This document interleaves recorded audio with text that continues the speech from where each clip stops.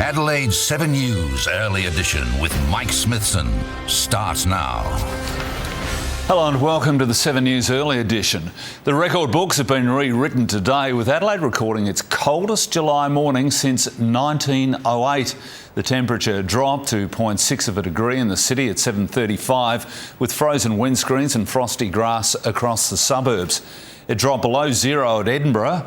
Despite the cold, hundreds gathered at Henley Beach for a yoga class, then bravely stripped off for a quick dip in the water.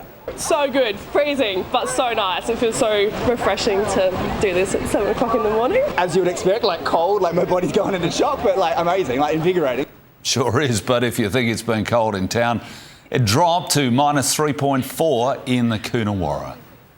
Now to a developing story, and one of the state's longest serving prisoners is about to walk free from prison. Derek Bromley's been behind bars for more than 40 years for a murder he says he didn't commit.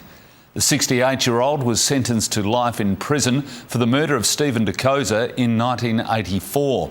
He's due to leave the Adelaide pre-release centre at any moment and will spend his first day in the community. We'll have all the developments throughout the day and in our main news hour at 6 o'clock. Airfares are looking more reasonable for footy fans wanting to come to Adelaide for next year's gather round. After a huge spike yesterday, they've come back down again. As Hayden Nelson reports, the Festival of Footy is timed perfectly for the school holidays. Well, South Australia will once again be delivering big time for footy fans. Gather Round 3 locked in from April 10 to 13. Smack bang in the second week of April in the school holidays. And while Mount Barker has been a fan favourite, the Barossa will likely play host to a couple of matches.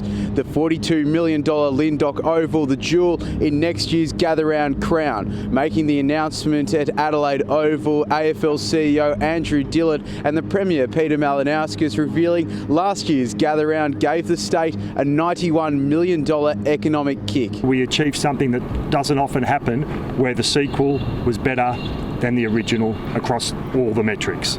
People around the country are starting to realise, you know what, this is one of the ones we should be putting on our bucket list. When the dates were announced, Virgin flights shot up to $500 one way from Melbourne. They've now returned to normal, $170. 7 News can also reveal there's plans for a primetime Friday or Saturday slot for the Pies, when previously they've played the final match of the round on a Sunday. It's not yet known what this will mean for the Crows or Port matches.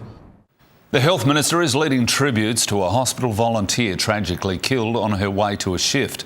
Marjorie Morritt was crossing Midway Road at Elizabeth East yesterday when she was struck by a car.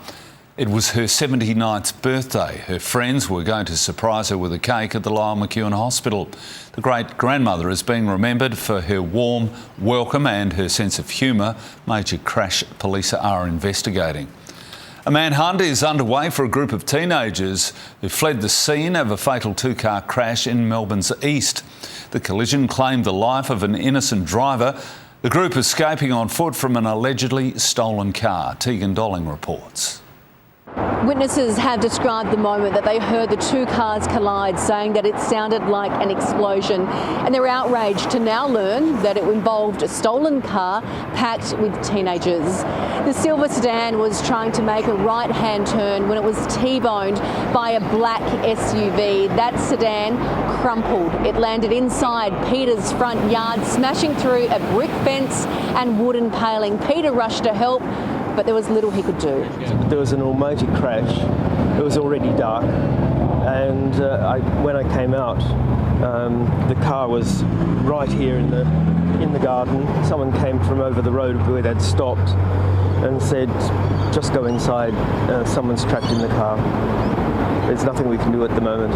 That driver, sadly, he died at the scene. The other car, the stolen vehicle, travelled a little bit further up the road and hit a tree. Now, there was a group of teenagers inside. A number of males ran from the scene. When the police got here, two 15-year-old girls were still here. They were arrested and taken to hospital under police guard. The black Jeep Cherokee was stolen from a home, aggravated home burglary on the 28th of June in the Cranbourne area.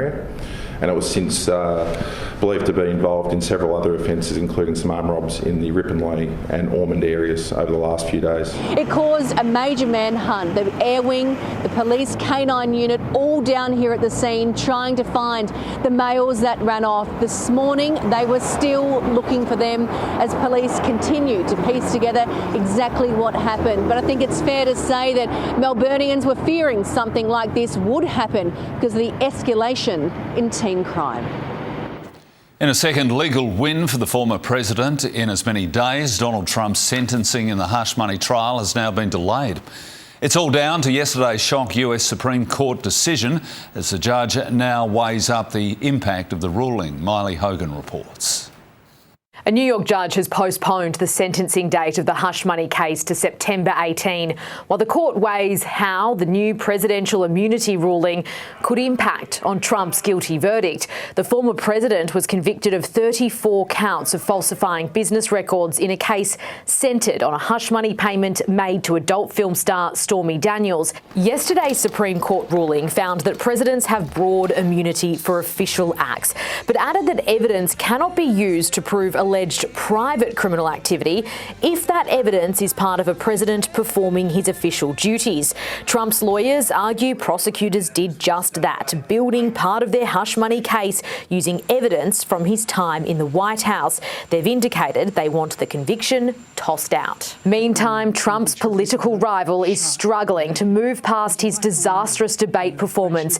US President Joe Biden's team today were forced to defend his mental and physical well-being, denying he has any form of dementia or degenerative illness. We understand. We're not taking away from what you all saw or what the American people saw. We understand. It was a bad night.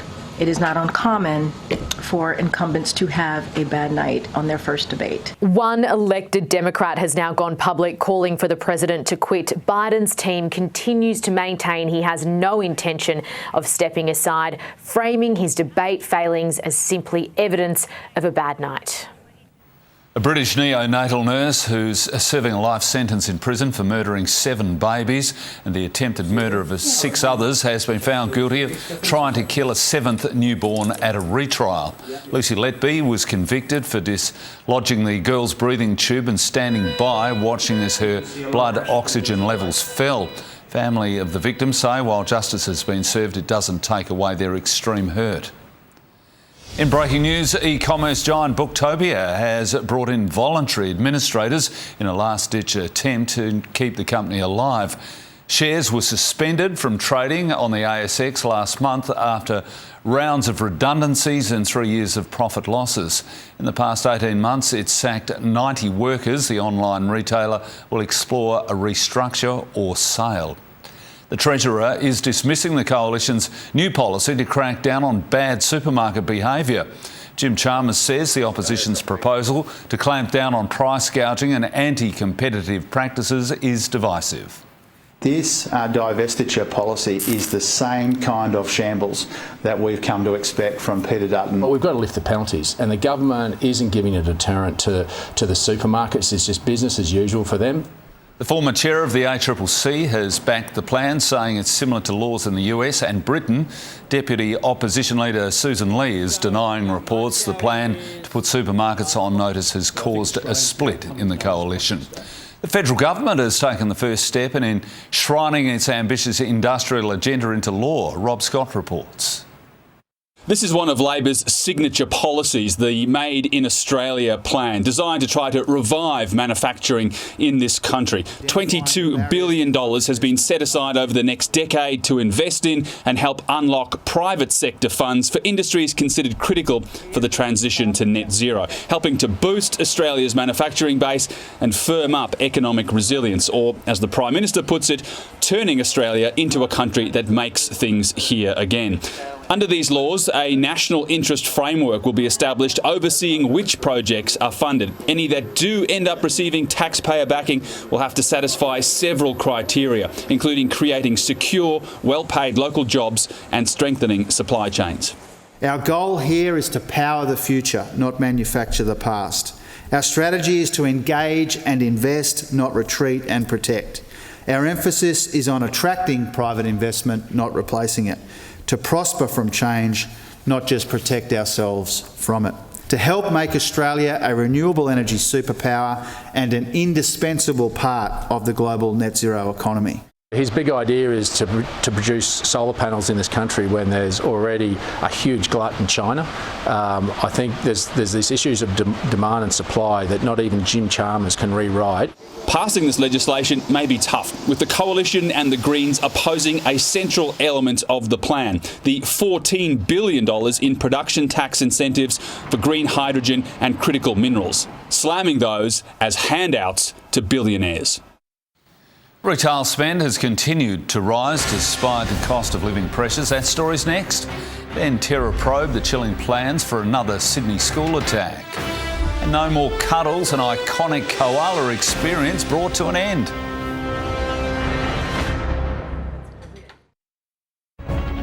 Welcome back to 7's Early Edition, live from Adelaide. Well, this is dedication. City locals brave the bitter cold along the River Torrens to keep their fitness regimes today. We're headed for a mostly sunny top of 15 degrees in the city.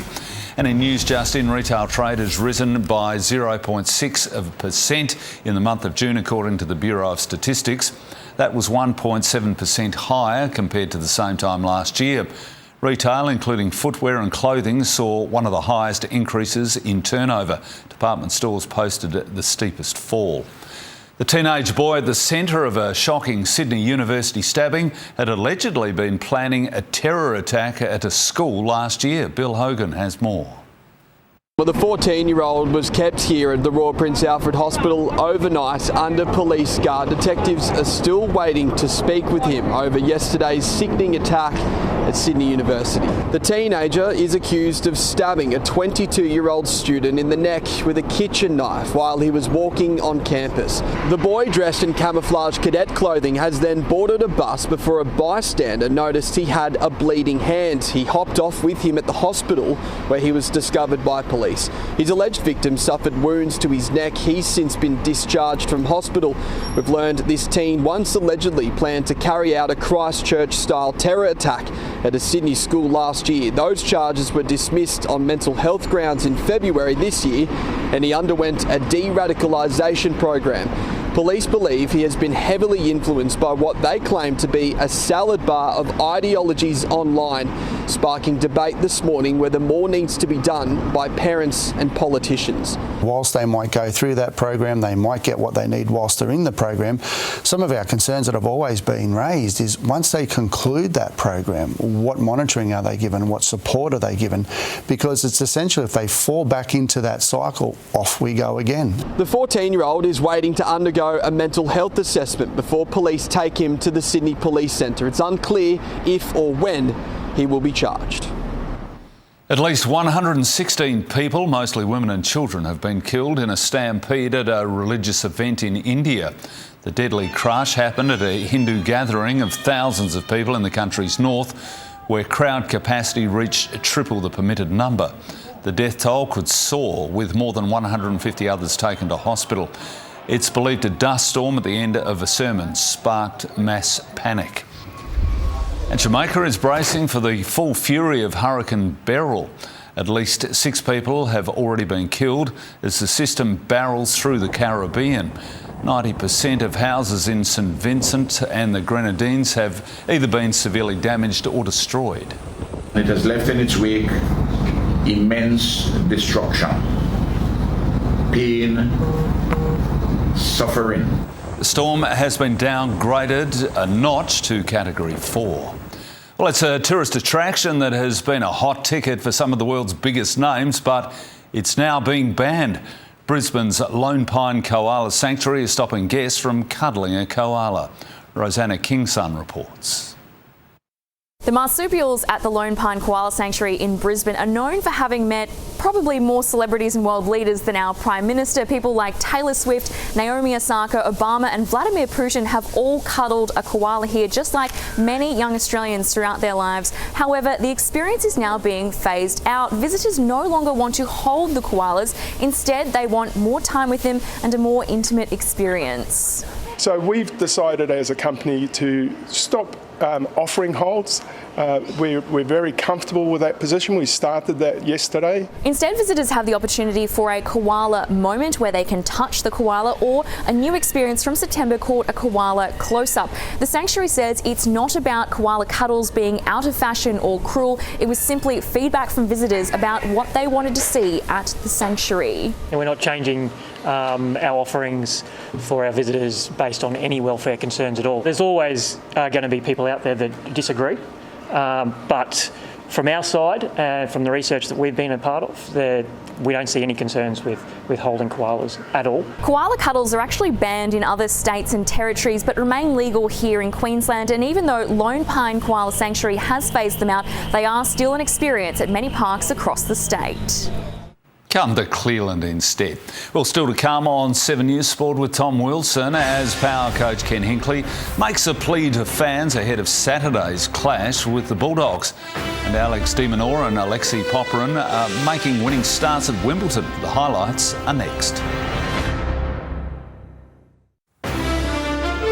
Power coach Ken Hinkley has urged fans to get behind his team for Saturday's clash with the Western Bulldogs at Adelaide Oval on Saturday. Hinkley was booed during their last home game, a 79-point loss to Brisbane. Yeah, support the boys. Support the boys is what I always, and they do support the boys, and I think that's really, really important. They're out there doing their absolute best to get wins for us every week, and that's all we expect of them. Key defender Asava Radigali has been ruled out with a hamstring injury. Todd Marshall's expected to play, while Willie Rioli could return via the SANFL. Well, Alex de Minaur opened his Wimbledon campaign with a straight sets win over fellow Aussie James Duckworth. But it wasn't easy for the world number 9, who was pushed to a tie-break in each set. Oh, that is right out of the top drawer. You talk about a skill merchant. Alexei Popyrin advanced to the second round with a 4-set win, but Ayla Tomljanovic was eliminated from the ladies' singles. Marketa Vondrasova became the first defending champion to be eliminated in the first round in 30 years. Minjee and Minwoo Lee are determined to strike gold in Paris. They'll become the first siblings to represent Australia in golf at the Olympics. It'll be a record third games for 28-year-old Minjee, while 25-year-old Minwoo is making his debut. This is ridiculous. To have, us, me, my sister, as a family to be there, and I think it's amazing. It was just a proud sister moment when the team did get announced, and I knew it was probably close right till the end. Jason Day and Hannah Green are the other members of the Aussie team. Well, the Netherlands are through to the Euro quarterfinals for the first time. Incredible stoppage time save. And 24 hours after surrendering the leader's yellow jersey at the Tour de France, in stage 4 from northern Italy back into France, the Slovenian put his rivals to the sword on the race's first major climb, hitting speeds of 90 kilometres an hour on the descent. Will he catch Tadej Pogacar? No. He's got 8.5 kilometres to do so. No. Pogacar leads by 45 seconds. Defending champ Jonas Vingegaard trails by a minute. That's our sports, Smitho. Good on you, Tom. Thanks for that. Well, after our freezing start to the day, the good news is it won't be so cold later this week, but I'll have those details next. Tomorrow on Sunrise, Stone the Flamin' Crows. Ray Mia turns 80. From a sheep and cattle station to the beaches of Summer Bay, the home and away icon joins us to celebrate his milestone birthday. Plus, the latest skincare trend promising soft, glowing skin. Start with Sunrise. Time for the weather now. After shivering through our equal coldest morning on record, we should warm up to a mostly sunny 15. Temperatures are below average across the state, 14 for Coober Pedy and Roxby, staying dry further south apart from some isolated showers developing later about the far southwest. 12 in Clare, 15 for Port Pirie and Port Augusta, 14 for Kadina, 13 in Naracoorte and Mount Gambier. Interstate, showers for both Sydney and Melbourne, 12 in Sydney, 19 in Perth, back home mostly sunny, and 16 tomorrow, sunny, and 17 Friday and Saturday. Showers return for Sunday. We're right out of time. That's all from the early edition. Rosanna's here at 6. I'll see you again at 4, but from the team, bye for now.